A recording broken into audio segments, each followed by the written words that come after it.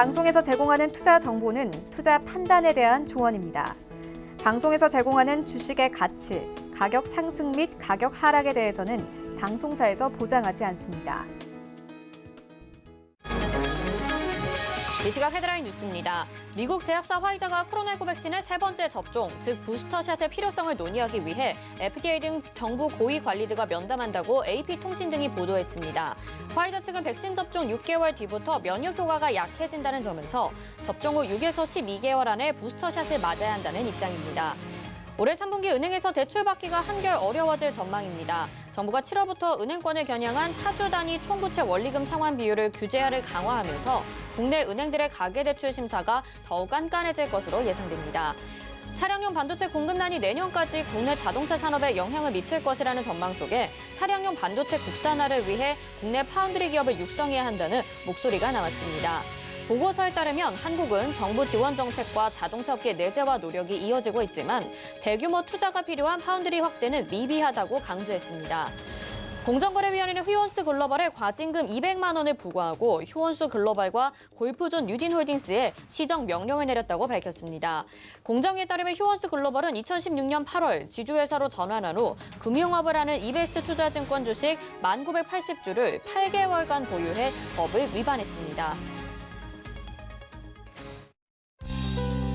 네, 시청자 여러분 안녕하십니까? 오늘장 내일장 출발합니다. 시정입니다. 오늘 양시장은 순항을 해주고 있습니다. 미국 증시 호조에 힘입어서 상승 탄력 오전장부터 지금까지 쭉 이어가고 있는데요. 네, 지난 주말에도 양시장이 1%대 조정을 받으면서 이제는 차익 실현을 할 때이다, 조정이 나올 때이다라는 의견들도 많았었습니다. 하지만 델타 변이 바이러스가 작년만큼 우리 시장에 큰 타격을 주진 않을 것이라는 전망 속에 다시 한번 코스피에 외국인과 기관의 매수가 들어오고 있고요. 또 이제는 인플레이션에 대한 압박감까지 다시 한번 좀 우려의 목소리가 나오고 있는 상황입니다. 글로벌 시장 전반적으로 좋은데요. 저희와 함께 마감장까지 살펴보시기 바라겠습니다. 전화번호 02-3153-1611 또는 1612번으로 전화 주시거나 100원의 정보 이용료 부과되는 샵 0082번으로 문자 보내주시면 이어서 종목 상담도 도와드리겠습니다. 또 금일본 방송에서 제공해드리는 정보는 투자 판단에 대한 조언입니다. 해당 종목의 가치와 수익률 보장해드리지 않는다는 점 참고하시길 바라겠습니다. 자, 그럼 오늘 시장에 상승하는 업종과 하락하는 업종은 어떤 것들이 있는지 전해드릴게요. 이 시각 시황 브리핑 김혜연 캐스터가 전해드립니다. 안녕하십니까. 캐스터 김혜연입니다. 현재 이 시각 양시장 모두 상승해주고 있습니다. 코스피 시장을 중심으로 기관이 매수 전환하면서 오름세 이어나가고 있는데요. 그럼 자세한 이 시각 코스피 지수부터 살펴보겠습니다. 코스피 0.96% 상승해주고 있습니다. 장중에 상승 탄력 키워나가주고 있는데요. 현재 3,248포인트 선에서 거래되고 있습니다. 이어서 코스닥 지수 보시죠.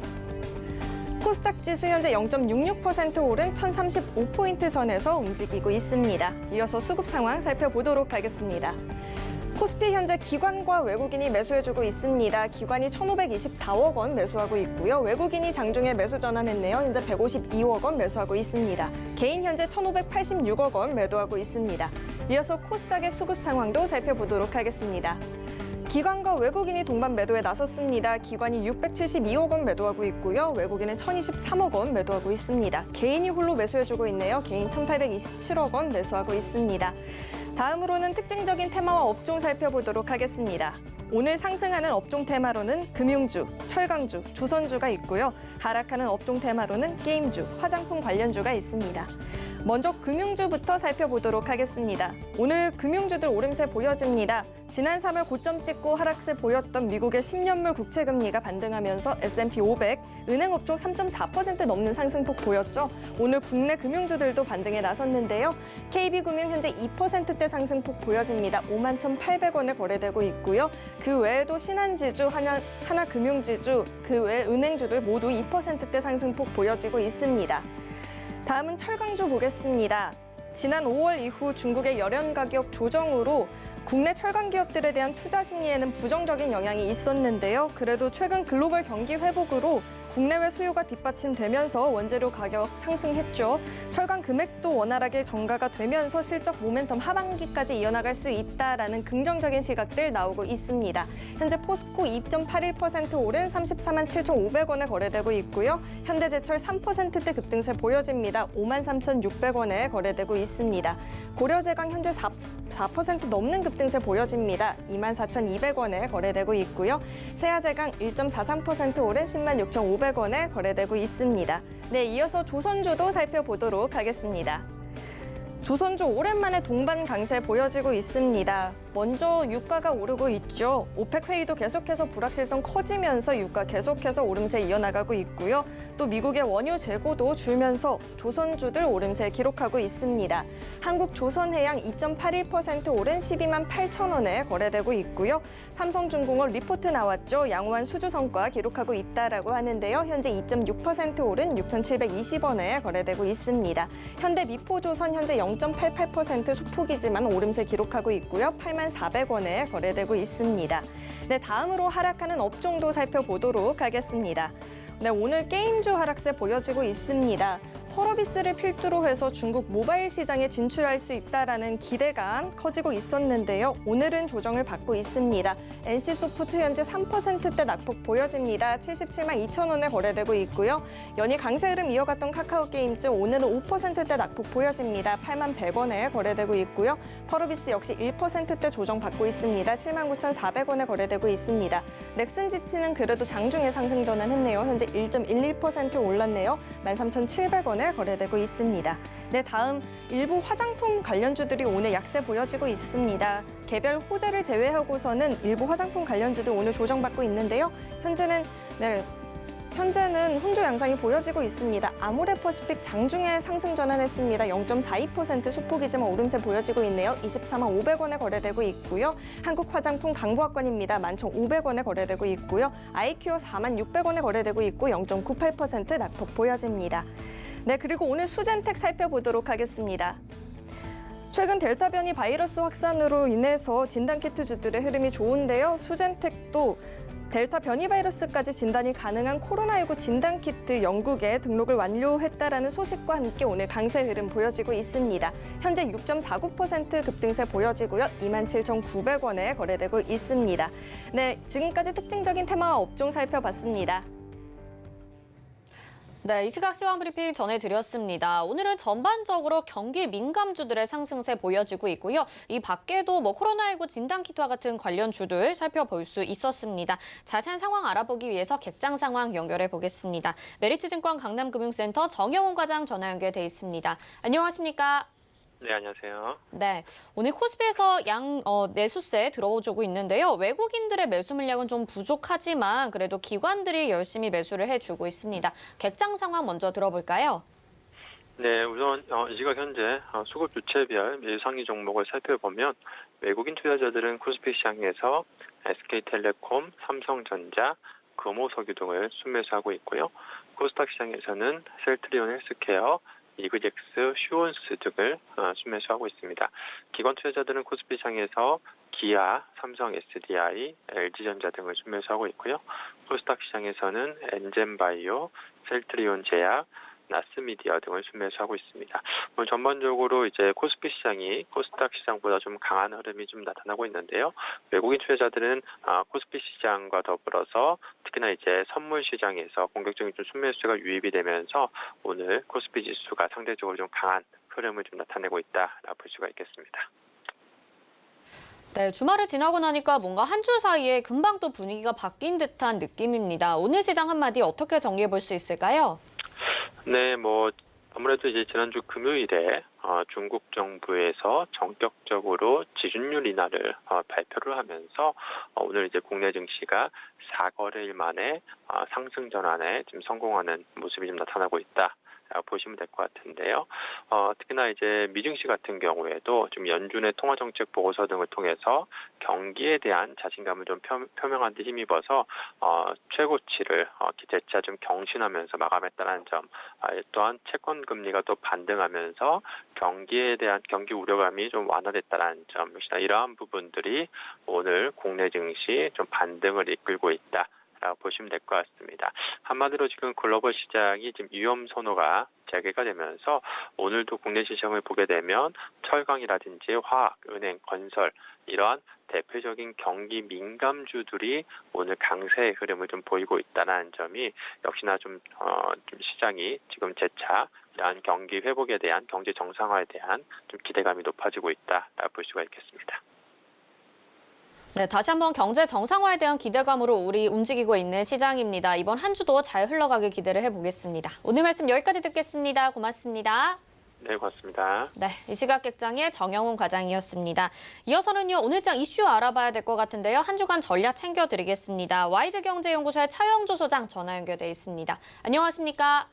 안녕하십니까, 차영주입니다. 네, 지난 주만 해도 델타 변이 바이러스 때문에 걱정이 굉장히 많았었던 우리 시장이었습니다. 하지만 지금은 또 다시 경제 회복 기대감으로 움직이고 있는 것 같은데요. 한 주간에 어떤 이슈들이 있고 또 우리 시장에 어떤 영향을 미칠지 하나씩 짚어봐 주시죠. 예, 일단은 지금 델타 변이 바이러스가 다시 창궐한 이후에 새로운 변화와 변수를 좀 기다리는 그런 증시의 모습들이 포착이 되고 있고요. 이번 주에 이제 그에 부응하는 그러한 것들이 계속해서 연이어 발표될 예정으로 현재 있습니다. 하나하나 살펴보게 된다면 오늘은 OECD 경기 선행 지수가 발표가 되죠. 지금 현재 OECD 관련해서 얼마만큼 경기 회복에 대한 속도감들이 나타나고 있는가 이런 부분들이 발표가 될 것으로 보여집니다. 따라서 그러한 지표에 따라서 현재 지금 코로나19 전국, 물론 이제 코로나19가 증시에 영향을 미친 게 얼마 안 되기 때문에 이러한 숫자들이 다시 되돌리기까지는 쉽지는 않을 수 있습니다만 경기 선행지수가 나타나는 거에 따라서 경기 회복에 대한 자신감 이런 것들을 확인할 수 있지 않을까 말씀드릴 수가 있겠습니다. 화요일부터 본격적인 어닝 시즌이 또다시 시작이 되죠. 일단 삼성전자가 어닝 서프라이즈가 나왔음에도 불구하고 현재 8만 전자를 하회하고 있는 모습들이 안타깝다라고 말씀드릴 수가 있겠습니다. 따라서 이번에는 웬만한 어닝에는 시장이 움직이지 않을 가능성도 배제할 수 없다라고 말씀을 드릴 수가 있겠습니다. 이번에 어찌됐던 기대치 상당히 높아져 있는 상황이고요. 중요한 것은 2분기에 대한 어닝보다는 3분기에 대한 어닝 전망도 꼼꼼히 체크해야 되지 않을까 말씀드릴 수가 있겠습니다. 현재 지금 화요일 날은 중국의 6월 수출 물가라든지 무역 수지가 발표가 되고요. 또 미국 같은 경우 소비자 물가라든지 그런 것들이 발표가 됩니다. 이런 것들이 현재 지금 지난 수치이긴 한다 하더라도 경기 회복에 대한 속도감이라든지 자신감 이런 것들을 확인할 수 있다라고 말씀드릴 수가 있겠죠. 그리고 이제 수요일 날은 우리나라의 6월 실업률 발표가 있습니다. 물론 코로나19 이전 수치이긴 합니다만 어느 정도 실업률이 회복되고 있는지 살펴보는 게 중요하다라고 말씀드릴 수가 있겠고, 미국 같은 경우는 생산자 물가 지수가 발표가 됩니다. 인플레이션에 대한 우려감들 이런 것들을 얼마만큼 잘 녹아내고 있는가 중요하다라고 말씀드릴 수가 있겠죠. 이번 주에 가장 중요한 것은 목요일이다라고 말씀드릴 수가 있겠습니다. 두 가지 포인트인데요. 하나는 연준의 베이지북 공개가 있습니다. 물론 이런 것들은 우리가 시장에서 알려진 바와 같이 내년도 금리 인상에 대한 것들 이런 것들을 확인하는 계기가 된다라고 말씀드릴 수가 있겠고, 이거보다 더 중요성을 띠게 되는 것은 우리나라 7월에 금융통화위원회가 열린다라는 거죠. 이 자리에서 금리는 당연히 동결될 것으로 보여집니다만 현재 빠르면 10월 달에 금리 인상을 하겠다라는 게 기존 한국은행의 이야기 아니겠습니까? 이런 것들이 어떤 변화를 또 나타내게 될지에 대해서 관심이 집중된다라고 말씀드릴 수가 있겠습니다. 10월 달에 금리 인상을 언급한 지 얼마 되지 않아서 이것을 번복하기가 물론 쉽지 않다. 이런 것들도 하나의 의견이다라고 말씀드릴 수가 있겠는데, 하지만 지금 델타 변이 바이러스가 시장을 짓누르고 있는 상황에서 마냥 그냥 10월 달에 금리 인상을 고집하기도 또한 쉽지 않을 것으로 보여집니다. 금통위 위원들의 현재 고심이 깊어지는 그러한 대목이다라고 말씀을 드릴 수가 있겠는데, 여기서 이제 어떠한 문구들이 나오느냐에 따라서 만약에 기존의 그 금리 인상을 그대로 고집하게 된다라면 우리가 이제 10월 달에 금리 인상하는데 현재 경기 회복 속도에 델타 변이 바이러스라는 변수가 나타났기 때문에 그렇게 되면 시장의 변동성은 확대될 가능성이 있고요. 하지만 10월이 아니라 금리 인상을 또 수년시킨다라고 한다라면 증시는 안정세를 찾을 가능성도 있습니다. 이러한 것들을 살펴봐야 된다라고 말씀드릴 수 있겠죠. 일본은행의 통화정책회의는 그렇게 중요성을 느끼지는 않습니다만 목요일 날 미국의 6월 산업 생산이라든지 중국의 2분기 GDP 발표 이런 것들도 중요성을 그 어느 때보다 더하고 있다라고 말씀드릴 수가 있겠죠. 특히 중국의 2분기 GDP가 얼마 정도 나오는지 10%대를 여전히 유지하고 있는지 이런 것들도 유추가 주목된다라고 말씀드릴 수가 있겠습니다. 금요일 날은 미국과 관련해서 6월 소매 판매가 발표가 되고요. 옵션 만기일이라서 미국에 있어서의 변동성 확대도 대비해야 된다라고 말씀드릴 수가 있겠고 유럽의 6월 소비자 물가 지수도 발표가 되기 때문에 유럽 시장과 관련된 지표들도 확인이 돼야 된다라고 말씀드릴 수가 있겠습니다. 정리해서 말씀드리면 이번 주 같은 경우는 목요일이 관건이 된다라고 말씀드릴 수가 있겠고 금통위에 대한 관심을 집중하실 필요가 있지 않겠는가 말씀드릴 수가 있겠습니다. 네, 목요일 금통위의 발표 잘 지켜보자라고 말씀을 해주셨고 계속해서 많은 지표들이 또 발표가 될 예정입니다. 내일부터 또 본격적인 어닝 시즌에 돌입하게 되니까요. 기업들에 대한 내용들 그리고 지표들에 대한 내용들 잘 참고해서 시장 대응해야 될 것 같습니다. 오늘 말씀 여기까지 듣겠습니다. 고맙습니다. 예, 감사합니다. 네, YG경제연구소의 차영주 소장과 함께했습니다. 이어서는 환율 동향 알아보도록 하겠습니다. 샘플러스 함지한 전문위원 전화 연결돼 있습니다. 안녕하십니까? 네, 안녕하세요. 네, 최근에 원달러 환율이 굉장히 많이 올랐습니다. 그러면서 지금도 1,146원에 거래가 되고 있는데요. 오늘은 그래도 잠깐 주춤한 모습 보여주고 있는데 앞으로 전망도 들어봐야 될 것 같습니다. 일단 환율 동향 좀 짚어주시죠. 네, 말씀하신 대로 달러는 약간 오늘 하락하는 모습을 좀 보였고요. 달러 같은 경우는 지난주에 중국의 지급 준비율 인하 소식 등에 힘입어서 뉴욕 증시가 좀 상승을 보였습니다. 그리고 국채금리가 반등을 하면서 위험자산 선호 심리가 다시 부각되면서 달러는 약간 하락하는 모습을 보여줬습니다. 지난주 금요일에 중국의 인민은행이 지급 준비율을 0.5%포인트 인하한다고 밝히면서 경기 부양의 기대감을 자극을 했고 여기에 중국의 6월 신규 사회융자 총액이 3조 6,700억 위안으로 전월보다 큰 폭으로 늘어나면서 경기 둔화 우려를 약간 완화시켰던 모습이었습니다. 그래서 관련 소식에 뉴욕 증시가 상승을 했던 모습을 보여줬었고요. 미국의 국채금리 또한 역시 최근 하락이 과도했다는 인식에 다시 반등하면서 달러 약세를 이끌었습니다. 국제 유가 같은 경우에는 오펙의 산유국의 감산 협상에 대한 불확실성이 다시금 이어지면서 상승했던 모습이었습니다. 8월에 산유량에 대한 불확실성이 이어지면서 오펙이 증산에 나서지 않을 경우에는 초과 수요가 이어질 수 있다는 전망이 부각된 영향이 있었습니다. 또한 미국의 주간 원유 재고가 7주 연속 감소세를 이어나간 점도 유가 상승 요인으로 작용을 했습니다. 유가는 전일 대비 2.22% 상승하면서 배럴당 74달러 선으로 올랐었던 모습이었습니다. 한편 금 같은 경우에는 달러 약세의 상승을 보였고 온스당 1,800달러 선으로 올라섰으며 구리와 알루미늄 등 비철 금속 등 같은 경우에는 중국의 인민은행의 지준율 인하 소식에 상승했습니다. 국고채 금리는 최근 하락세를 뒤로하고 반등 마감했던 모습이었습니다. 아시아장에서는 미국 국채 금리가 반등한 영향을 받았으며 최근에 강세를 되돌리는 모습도 보여주고 있습니다. 다만 코로나19 확진자 수 최고치 기록과 거리 두기의 강화 조치 발표 등으로 인해서 약세의 폭은 비교적 제한될 것으로 보입니다. 왜냐하면 외국인은 3년물 국채 선물은 3,014계약 정도 매도를 보였고 10년물은 7계약 순매도를 보였습니다. 미국 국채금리 또한 최근 하락세를 뒤로하고 반등 마감했었습니다. 델타 바이러스 변이 확산 우려가 과도했다는 인식과 함께 미국 증시가 강세를 보이면서 위험 자산 선호가 확산된 흐름으로 보입니다. 유가도 2% 이상 상승하면서 위험 선호 강화를 확인했고 이에 미국채 10년물은 1.36% 수준으로 올라가면서 반등했던 모습이었습니다. 다만 코로나19 델타 변이에 대한 우려는 여전하면서 물가와 경기 피크 경계로 반등은 제한됐습니다. 오늘 원달러 환율은 단기적으로는 하락이 나오긴 했습니다만 전반적인 불확실성은 아직도 남아있는 상황입니다. 국내 코로나19 상황이 급속도로 약화하는 여파로 보입니다. 최근에 코로나19 신규 확진자는 6일 연속 1,000명대를 이어나가고 있습니다.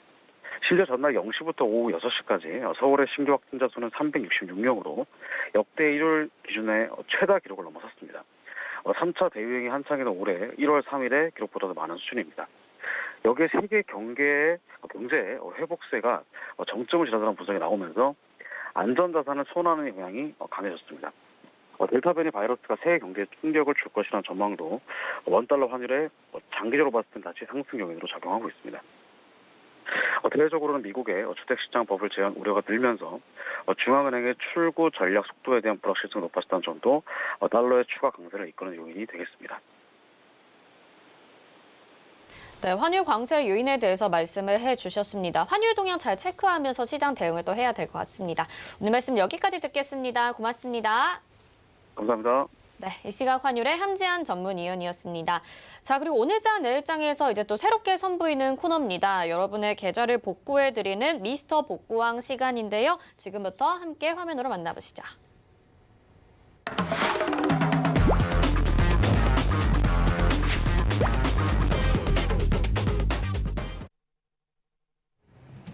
안녕하십니까. 미스터 복구왕의 김혜연입니다. 오늘부터 새롭게 인사드리는 코너죠. 미스터 복구왕은요.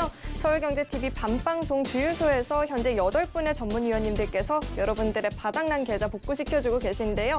어떤 분이 가장 높은 수익률을 냈는지, 가장 많이 여러분의 계좌 복구시켜줬는지 베스트 탑3 뽑아서 선정하는 시간 갖도록 하겠습니다. 그럼 오늘의 미스터 복구왕 알아보기 전에 선발 기준부터 알아봐야겠죠?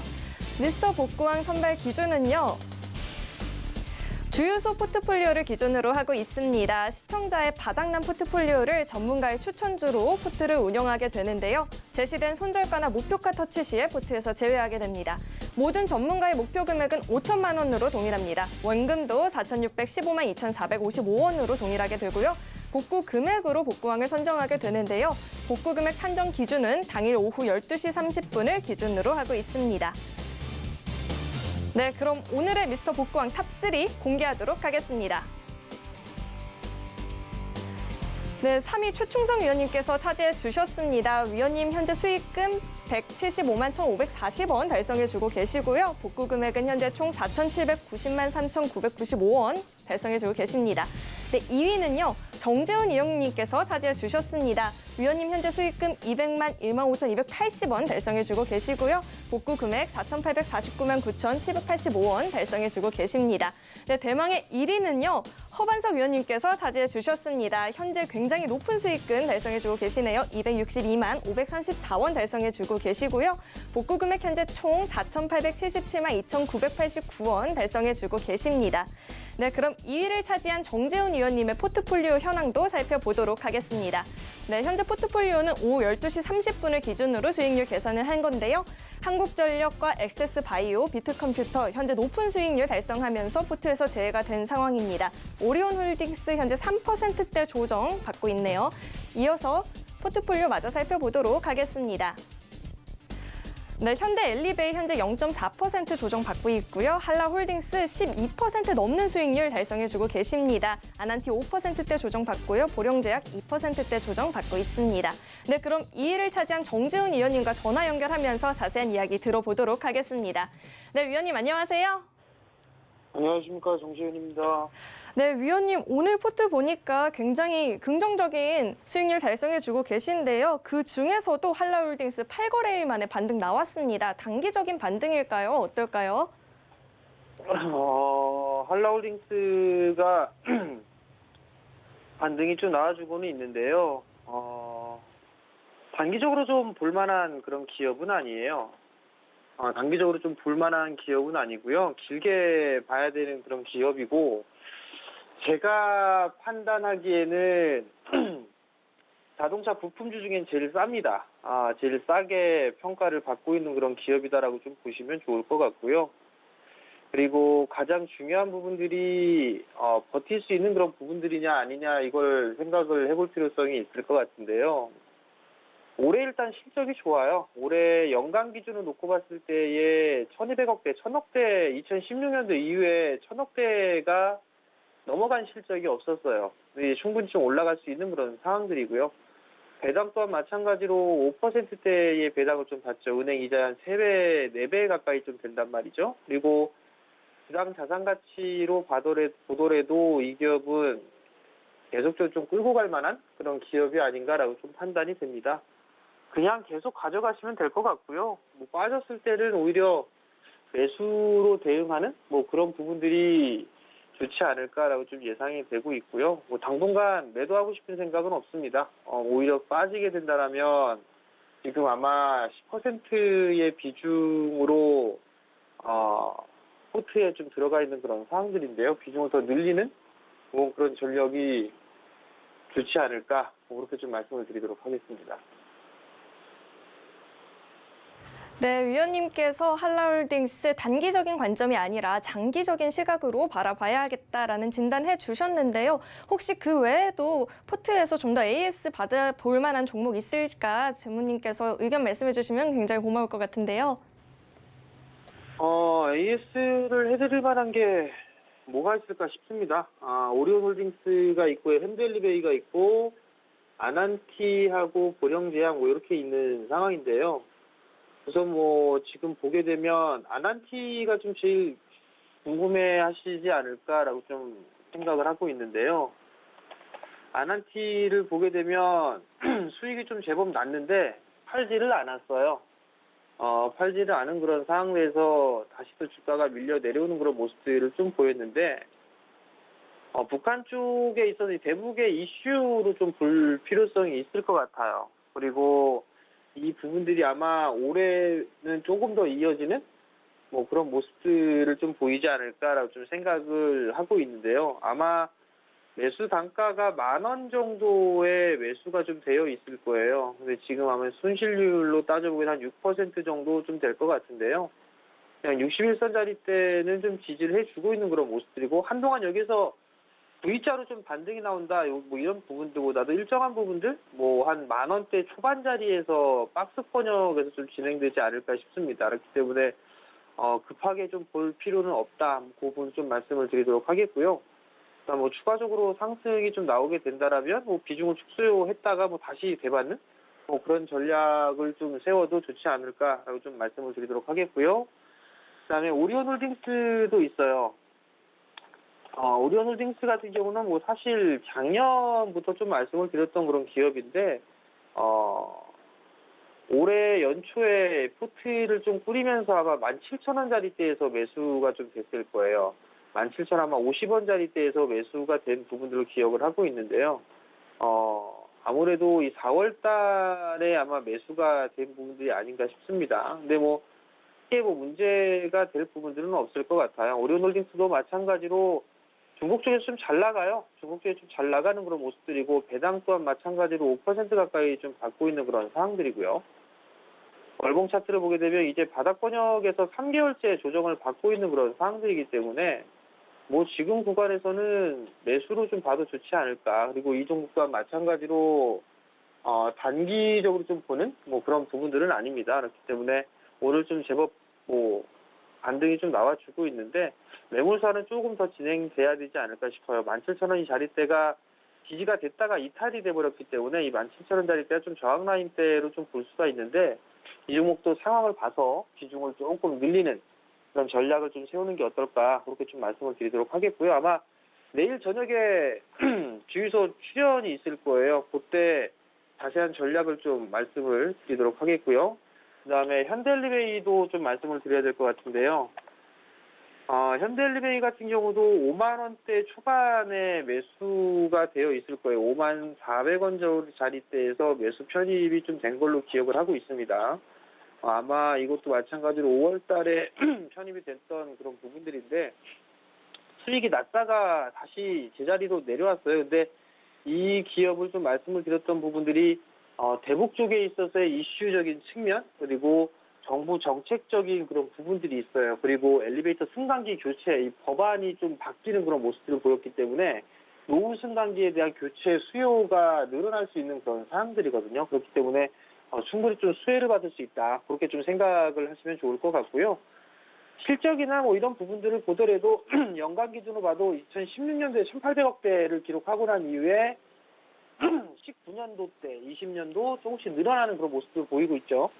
올해 1,600억 정도의 영업이익을 좀 기록할 것으로 예상을 하고 있는 그런 상황들인데, 아마 실적에 대한 추이는 계속적으로 좀 좋아지지 않을까 싶습니다. 그러면 정부 정책에 대한 수혜, 그리고 기업의 실적이라든가 이런 부분들이 맞물려가지고 충분히 좀 올라갈 수 있는 그런 기업이 되지 않을까라고 좀 보여지고요. 여전히 뭐 고유 관점으로 좀 봐도 좋지 않을까, 그 부분도 좀 말씀을 드리도록 할 테니까, 뭐 없으신 분들 같은 경우는 조금씩 모아가셔도 좀 되지 않을까. 특히나 건설 쪽하고 토목 쪽, SOC 쪽하고는 긴 관점으로 보셔야 돼요. 단기적으로 볼 섹터가 아닙니다. 이거 아마 다음 정부 내내 봐야 될 거예요. 아마 그 대선에 어떤 후보분들이 올지는 모르겠습니다만, 주택이라든가 이런 부분들은 아마 다들 공약사항으로 내걸거나 할 그 부분들이 많을 거예요. 물론 SOC 쪽도 마찬가지입니다. 그렇기 때문에 정부 정책에 대한 수혜가 좀 충분히 나올 수가 있는 그런 사항들이기 때문에 단기적인 시각이 아니라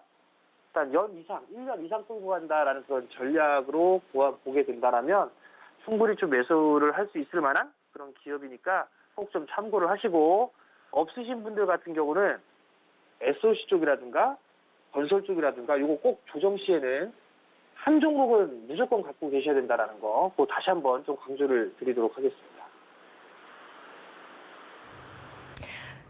네, 위원님께서 포트에 있는 종목들 AS 해주셨는데요. 아난티 같은 경우에는 단기보단 장기적인 시각 필요하다라고 이야기해 주셨고요. 반등 나올 경우에 비중 축소하는 것도 좋을 것 같다라는 진단해 주셨고요. 그 외에도 오리온홀딩스 장기적인 관점에서 봐야 된다는 건 동일하고요. 현재 매수 시점일 수 있다라는 이야기도 해 주셨습니다. 현대 엘리베이 역시나 조정받고 있지만 정부 정책이 변경이 되면서 승강기 교체 수요 증가할 수 있고요. 이에 따라 수혜 받을 수 있다라는 이야기 해 주셨습니다. 네, 그럼 위원님과 좀 더 자세한 시장 이야기 나누고 싶다 하시는 분들은요. 샵 0082번으로 정재훈 이렇게 세 글자 보내주시면요. 이야기 나눠볼 수 있는 링크 보내드리고 있으니까요. 문자 참여 많이 해주시길 바라겠습니다. 그럼 오늘 여기서 위원님과 인사드리도록 하겠습니다. 위원님 감사합니다. 감사합니다. 네, 이어서 1위를 차지한 허관석 위원님의 포트폴리오 현황 역시나 살펴봐야겠죠. 네, 포트폴리오 현황 오후 12시 30분을 기준으로 하고 있습니다. 호텔신라 18% 넘는 수익률 달성을 하면서 목표가 달성했고요. 포트에서 제외가 됐습니다. ISC 우양 역시나 12%대 넘는 수익률 달성하면서 현재 포트에서 제외가 됐습니다. CJ제일제당 현재 11% 넘는 수익률 달성해주고 있고요. 목표가는 50만 원입니다. 삼성 SDI 최근에 흐름이 좋았죠. 수익률 14%대 수익률 달성해주고 계십니다. 네, 이어서 포트폴리오 현황 마저 살펴보도록 하겠습니다. 네, 이마트와 SFA 현재 소폭의 조정을 받고 있고요. 그 외에 오리온과 에스코넥 안정적인 수익권 내주고 있습니다. 네, 그럼 1위를 차지한 허반석 위원님과 전화 연결해서 자세한 이야기 또 들어봐야겠죠. 네, 위원님 안녕하세요. 네, 안녕하세요. 네, 최근에 삼성 SDI 흐름이 굉장히 좋았잖아요. 오늘은 살짝 조정을 받고 있긴 한데요. 이 종목 좀 더 자세한 리뷰 부탁드리겠습니다. 네, 먼저 주유소 포트폴리오 안에서 이제 수익을 내고 있다는 점들을 보실 때에 직접 이 포트폴리오를 따라오고 계신다라고 한다면 제가 최초로 방송에서 설명을 드릴 때에 단기냐, 중기냐, 장기냐를 말씀드렸던 포인트들을 한 번쯤은 생각을 해보셔서 이게 장기 종목으로 가져가는지 아니면 주유소 포트폴리오에서 익절을 한 타이밍이 여기서 되돌림이 나오니까 익절을 한 건지, 앞으로 주유소 포트폴리오는 5천만 원 복구가 되면 이제 수익 실현을 할 수도 있는 종목 상황과 별도로 5천만 원이 복구가 되면 수익 실현을 할 수 있다라는 점을 참고를 하셔서 늘 말씀드리는 부분이 안정적인 가격에 좋은 기업을 샀다면 수익 극대화를 갈 수도 있는 그러한 종목들로 일단은 포트폴리오를 구성하려고 노력을 했습니다. 그래서 혹 주유소 포트폴리오에서 수익 실현을 하더라도 장기적인 관점에서 가져갈 만한 기업, 그 중에 하나가 삼성 SDI다라고 먼저 말씀을 좀 드리고 시작을 하도록 하겠습니다. 최근 들어서 삼성 SDI 좋은 흐름들을 보여주었습니다. 2차 전지 섹터는 공포에 살 수 있는 섹터다라는 말씀을 드려왔었고요. 그러면 공포에 매수할 수 있는 구간들이 어떻게 있었는가? 허반석의 모멘텀 체크리스트 첫 번째입니다. 차트상 저위험 구간에서 매수를 하자. 그래도 매수를 할 때 여기가 위험한가 위험하지 않은가를 좀 살펴보면서 매수를 하자라는 말씀을 드렸고요. 이러한 장기 추세선을 그었을 때 이렇게 추세선과 맞닿아 있는 구간들이 일부 추세상 저위험 구간이다라고 읽힐 수 있을 것 같고요. 그러면 다시 한번 이러한 추세선에다가 평행한 선을 긋고요. 그러면 1차적으로 이러한 라인이 하나 나올 수 있습니다. 그러면 이 라인에서 되돌림들이 단기적으로 나왔던 자리가 다시 한번 추세상 이렇게 조금씩 표시가 될 수 있을 것 같습니다. 최근에 있어서의 시장 위험으로 인해서 되돌림이 나왔던 자리도 마찬가지로 참 이 추세가 얄궂다라는 표현을 제가 자주 쓰게 되는데요. 그러한 되돌림이 최근에 나왔고요. 그리고 또 평행한 선을 하나 그어서 올려보면 이러한 구간들을 수익 극대화 라인으로 좀 말씀을 드려오고 있습니다. 그러면 이 구간까지 올라갈 수 있는가를 조금 살펴보셔서 SDI는 앞서서 말씀드렸듯이 장기로 가져가는데 적어도 2024년 현재 배터리 제조사들의 캐펙스 투자한 물량도 2024년 정도가 되면 배터리 수요가 공급을 넘어가서 아직까지 부족할 수 있다라는 이야기들이 많이 나오고 있기 때문에 그 부분들 한번 생각을 해보실 때에는 삼성 SDI는 좋은 가격, 주유소 포트폴리오상 64만 원에 말씀을 드렸고요. 64만 원 라인은 짧은 추세를 그었을 때 이러한 흐름들로 추세를 좀 보았었습니다. 그렇기 때문에 64만 원의 매수를 같이 하셨고 비중을 20%까지 담아 놓으셨다라고 한다면 적어도 70만 원이 깨지지 않는 한 잘 가지고 가시는 게 오히려 계좌 수익률을 이끌어 당길 수 있는 요인 중에 하나가 될 수 있다라고 좀 생각을 해보시면 좋을 것 같습니다. 주유소 포트폴리오를 방송에서 또는 제가 출연하는 시간마다 디테일하게 말씀을 드릴 수는 없겠죠. 그리고 카톡방에서도 마찬가지로 자본시장법을 준수해 가면서 함께 프로그램을 운영해야 되기 때문에 너무 디테일한 것보다는 굵직굵직하게 장기적으로 가져가셔도 좋다. 왜? 우리는 64만 원이라는 또는 64만 원 미만에서 안전한 가격에서 매수를 했다라는 그런 큰 무기가 있다. 그 부분으로 한번 이해를 해보시면 좋을 것 같고요. 그래서 2차 전지 섹터는 그 정도로 좀 말씀을 좀 드려오고 싶고요. 이렇게 추세선을 그으면서 그간 종목들을 좀 이어왔습니다. 호텔 신라도 마찬가지죠. 연초에서부터 추세선을 한번 그어보면 이 추세선 바닥마다 매수할 수 있는 라인들이 어마어마하게 많았습니다. 그래서 저희는 호텔 신라를 84,000원 언저리에서 매수를 좀 할 수 있었죠. 이 구간에서 매수가 들어갔고 상징적으로 10만 원 포트폴리오에서 수익 실현을 하겠습니다라고 말씀드렸던 그런 구간들입니다. 마찬가지로 추세선을 한번 긋고 되돌림 자리를 한번 생각을 해본다면 참 얄궂게도 이러한 추세선이 나올 수 있습니다. 그러면 이 추세선마다 되돌림 자리가 나왔던 구간들이 이렇게 표시가 되고 있기 때문에 호텔 신라는 면세점 관련된 이야기로 좀 말씀을 드렸고 호텔 사업부에 있어서의 포스트 코로나의 수혜 관련된 이야기도 말씀을 좀 드렸었습니다. 그러니까 결국엔 앞으로 보복 소비의 수혜를 받을 것인가, 보복 소비의 수혜를 받지 못할 것인가를 한 번쯤 생각을 해보신다면 최근 델타 변이 바이러스 확진자 증가로 인해서 리오프닝, 경기 민감주들의 조정이 나오고 있습니다. 그럴 때 다시 한번 관심을 가져볼 수도 있겠다라는 그런 생각이 드는 모습이죠. 절대적으로 너무 급하게 가시기보다는 수급적인 측면들을 한 번씩 잘 체크를 해보셔서 그런 부분 참고를 해보셨으면 좋겠고요.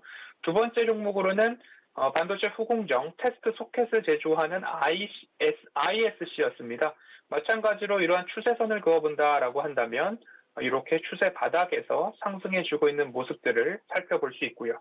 동일하게 이렇게 평행한 추세선을 긋고 위로 올렸을 때 되돌림 자리가 어디서 나와주고 있는가를 살펴본다면 그 구간마다 한 번씩은 되돌림을 생각해 볼 수도 있는 포인트들이 있었다라는 말씀을 드려보도록 하겠습니다.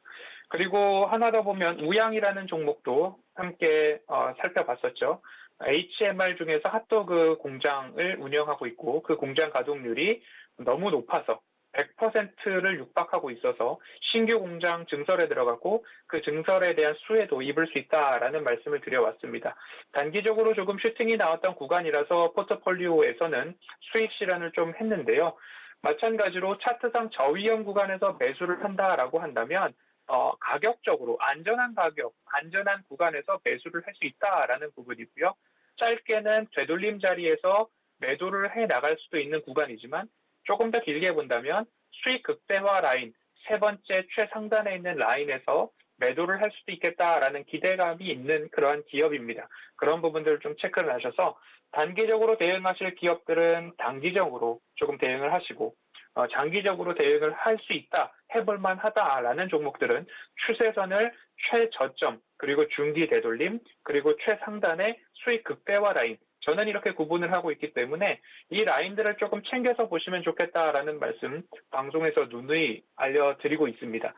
허반석의 모멘텀 체크리스트를 한 번 더 말씀을 드리면 차트상 저위험 구간인가를 말씀을 드리고 있습니다. 개인 투자자분들, 시청자분들께서 너무 고점에서 매수하시지 않는 방법이 뭐가 있을까를 생각해 보면 결국 차트를 1년 이상 길게 열어놓고 빨간색 동그라미가 있는 저점 구간에서 매수를 하신다면 괜히 고점에서 물리지 않을 수 있다라는 부분 참고를 해보셨으면 좋겠고요. 두 번째로는 숫자상 매출액과 영업이익이 증가하는 기업입니다. 그러면 그 증가세가 올해로 끝나는가 아니면 내년과 후년까지 증가하는가, 이 부분을 이제 실적 시즌을 다가오는 이 구간 이렇게 좀 눈여겨보아야 한다. 지수가 신고가 영역이고 종목도 신고가 영역을 다다르고 있다라고 한다면 되돌림 자리가 여기가 끝인가를 판별할 수 있는 기준 중에 하나가 피크 아웃이라고 이야기를 하죠. 매출액과 영업이익, 그리고 당기 순이익이 여기가 끝인가 아니면 앞으로 여기서 더 증가하는가, 그 부분 꼭 참고를 해보시면 좋겠습니다. 그리고 세 번째로는 상승 추세를 이어갈 만한 미래를 이끌 가시적 모멘텀은 무엇인가. 지금 차트로 열어놓은 이 우양이라는 곳은 앞서서도 공장 가동률에 대해서 말씀을 드렸고요. HMR, 가정 간편식 시장의 시장 점유율 60%를 차지하고 있는 부분이 핫도그라는 부분이죠. 그럼 CJ 제일제당이나 풀무원 쪽으로도 OEM 방식으로 생산을 하고 있는 기업이 우양이다라고 좀 생각을 해보시면 좋을 것 같습니다. 그 외에도 이마트는 지난주 방송에서 금요일 시가에 비중을 10% 더 담아보자라는 말씀을 드렸습니다. 마찬가지로 추세상 저점 영역이 조금 잡히고 있는 구간이기 때문에 한번 매수를 하셨다라고 한다면 적어도 중기 되돌림이 나올 수 있는 17만 원 언저리까지는 기본적으로 가져가 볼 수도 있겠다라는 생각이 드는 기업입니다. 미래를 준비한 기업이고 PBR 측면에서 재무제표상에 기록되어 있는 부동산 가치를 이마트 가양점 매각건으로만 예를 들어서 말씀을 드리면 재무제표상 유형자산의 가치가 이마트 가양점이 485억 원 어간으로 기록이 되어 있습니다. 그런데 실제로 부동산을 매각하였더니 6,800억 원에 매각이 되었죠. 그러면 이마트가 임대를 받고 있는 부분이 아니라 소유하고 있는 부동산 가치를 한번 생각을 해본다면 전국에 소유하고 있는 매장이 약 120여 개가 넘어가고 있습니다. 그러면 장기적 관점에서 이마트는 PBR이 0.1, 0.01 수준까지도 빠지는 않을까라는 상상력을 한번 발휘를 해볼 수도 있을 것 같습니다. 이베이 코리아 신세계 모회사에서의 휴젤, 매각권 이런 것들이 있어서 이마트의 부정적인 영향, 그리고 델타 변이 바이러스의 확산으로 인해서 이렇게 유통 관련된 섹터에 조정이 나올 수도 있는데 결국엔 이 추세상 저점에서 매수를 하는 포인트는 동일합니다. 하지만 그 기업을 미래까지 장기적으로 가져갈 수 있는 모멘텀이 확인된 기업이라면 과감하게 매수를 해볼 수도 있겠다라는 측면에서 지난주 방송에서 포트폴리오 10% 추가 편입을 말씀을 드렸습니다. 7월의 캐치프레이즈를 공포를 기회로라고 말씀을 드리고 허반석의 모멘텀 투자 레터는 리딩을 이어가고 있는데요. 결국엔 공포에 살 수 있는 기업들이 모멘텀 체크리스트를 다 하나하나 충족하는 기업들이 될 거고요. 하지만 기준에 충족하지 않은데 지수가 고점이고 종목의 차트도 고점인데 거기서 덜컥 매수를 하신다면 내가 매수를 했더니 공포가 되었다라는 결론으로 돌아올 수도 있기 때문에 이 구간들에서 매수도 그리고 매도도 인내심을 갖고 좀 진행을 하시는 게 좋겠다라는 말씀을 꼭 드리고 싶습니다. 그래서 이렇게 주유소 포트폴리오를 방송을 보시고 따라오시는 분들은 꾸준하게 시청해 주시고 잘 따라오시면 현재 포트폴리오 수익률처럼 여러분들의 계좌 수익률도 올라가고 테이퍼링이 시작되는 그 순간 쇼크를 한번 받고 첫 번째 금리 인상이 이루어지는 그 기간까지는 지수는 대체적으로 우상향하는 것이 맞다라는 판단이고 그러한 전망이 조금 더 우세합니다. 그렇기 때문에 그 우상향 추세에 맞춰서 계좌 수익률도 우상향할 수 있다라는 부분 참고를 하셔서 너무 급하지 않게 수익률 챙겨가시면 좋겠다라는 말씀 드리도록 하겠습니다. 네, 위원님께서는요, 안정적인 종목으로 긍정적인 수익을 내주셨는데요. 삼성 SDI 또한 단기적인 조정은 나왔지만 장기적인 시각으로 가져가 볼 만한 종목이니까 인내심을 갖고 계속해서 가져가면 좋을 것 같다는 진단도 해주셨고요. 그 외에도 호텔신라 포스트 코로나 수혜 받을 수 있다라는 이야기 해주셨고요. 역시나 장기적으로 안고 가면 좋겠다. 포트에서 제외된 다른 종목들 역시나 저위험 구간에서 추가적인 매수 진행하면서 이익 실현하면 좋겠다라는 이야기도 해주셨고요. 지난주 추가 매수 의견 주셨던 이마트 역시나 현재 저점 구간이고요. 추가로 매수를 해보고 비중도 확대해 나가면서 17만까지 기다려볼 만하다라는 이야기까지 해주셨습니다. 네, 이렇게 허반석 위원님과 좀 더 자세한 시장 이야기 나눠보고 싶다 하시는 분들은요. 샵 0082번으로 허반석 이렇게 세 글자 적어서 보내주시면요. 위원님과 대화 나눠볼 수 있는 링크 보내드리고 있으니까요. 문자 참여 많이 해주시길 바라겠습니다.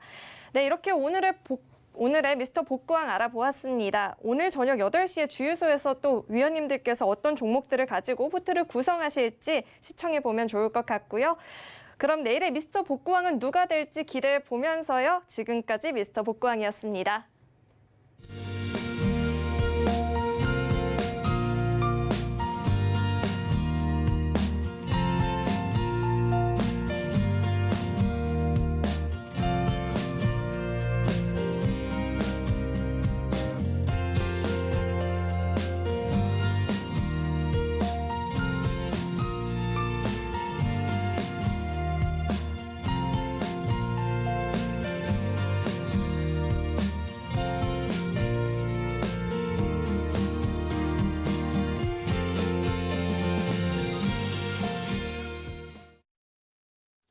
네, 미스터 복구왕 살펴봤습니다. 저희 도너 리포트가 끝나고 난 이후에 새롭게 선보였던 미스터 복구왕 코너인데요. 계속해서 주요소에서 또 전문위원님들이 언급해 주시는 종목들 순위를 매기고 있습니다. 함께 연동되고 있으니까요. 오전부터 또 저녁까지 저희 서울경제TV와 함께 하시면서 종목들 수익률 챙겨가시고 함께 수익 내시면 좋을 것 같습니다.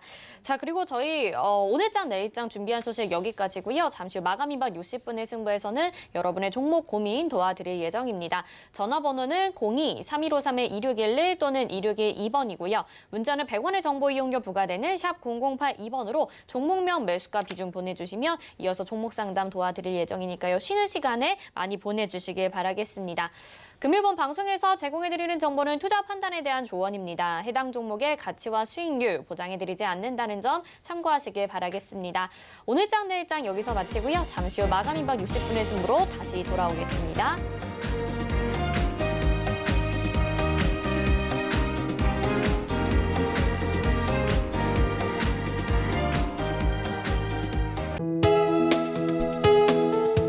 방송에서 제공하는 투자 정보는 투자 판단에 대한 조언입니다. 방송에서 제공하는 주식의 가치, 가격 상승 및 가격 하락에 대해서는 방송사에서 보장하지 않습니다.